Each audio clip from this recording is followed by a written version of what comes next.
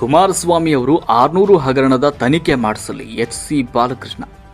ಕೇಂದ್ರ ಸಚಿವರಾದ ಎಚ್.ಡಿ. ಕುಮಾರಸ್ವಾಮಿ ಅವರು ಮಾಗಡಿಯಲ್ಲಿ 2009 ರಿಂದ 2013ರವರೆಗೆ ನನ್ನ ಅಧಿಕಾರದ ಅವಧಿಯಲ್ಲಿ 600 ಕೋಟಿ ಹಗರಣ ನಡೆದಿದೆ ಅಂತ ನಮ್ಮತ್ತ ಬೊಟ್ಟು ಮಾಡ್ತಾ ಇದ್ದಾರೆ. ಇದೀಗ ಅವರು ಕೇಂದ್ರದಲ್ಲಿ ಮಂತ್ರಿಯಾಗಿದ್ದು ಇಡಿಯು ಅವರ ಸುಪರ್ದಿಯಲ್ಲಿದ್ದು ತನಿಖೆ ಮಾಡಿಸಲಿ, ಆಗ ಸತ್ಯಾಸತ್ಯತೆ ಹೊರಬೀಳಲಿದೆ ಅಂತ ಕೆಆರ್ಡಿಸಿಎಲ್ ಅಧ್ಯಕ್ಷರು ಶಾಸಕರಾದ ಎಚ್.ಸಿ. ಬಾಲಕೃಷ್ಣ ಅವರು ತಿರುಗೇಟನ್ನು ನೀಡಿದರು.